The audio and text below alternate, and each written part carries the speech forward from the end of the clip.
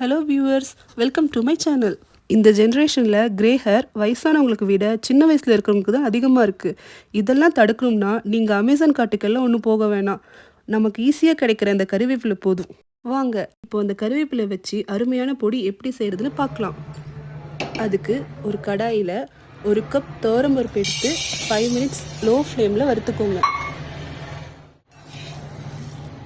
இந்த மாதிரி வறுத்து எடுத்து தனியாக ஒரு பிளேட்டில் வச்சுக்கோங்க.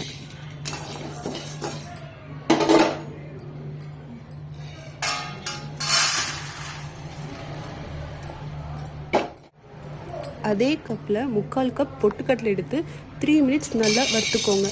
எல்லாமே லோ ஃப்ளேமில் தான் இருக்கணும்.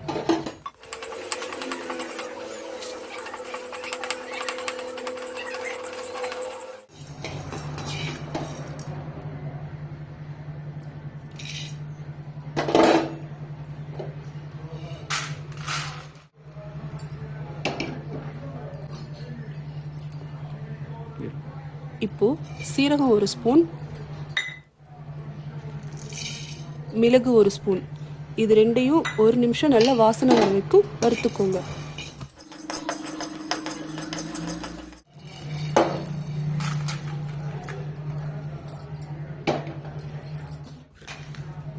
வரமிளகாய் உங்கள் காரத்துக்கு தகுந்த மாதிரி ஆட் பண்ணி 2 நிமிஷம் வறுத்துக்கோங்க. நான் 20 காஞ்ச மிளகாய் எடுத்திருக்கேன்.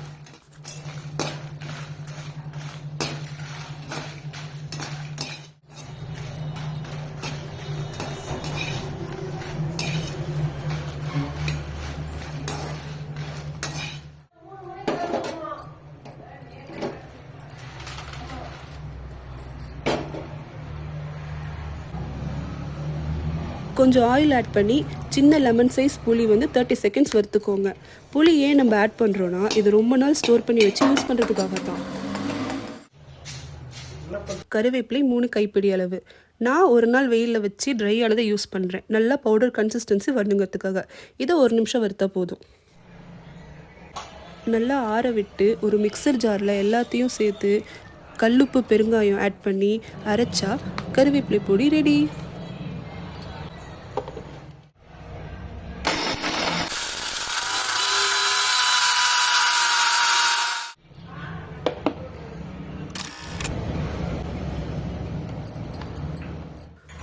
இதை நீங்கள் 3 மாதம் வரைக்கும் ஏர்டைட் கண்டெய்னரில் ஸ்டோர் பண்ணி யூஸ் பண்ணலாம்.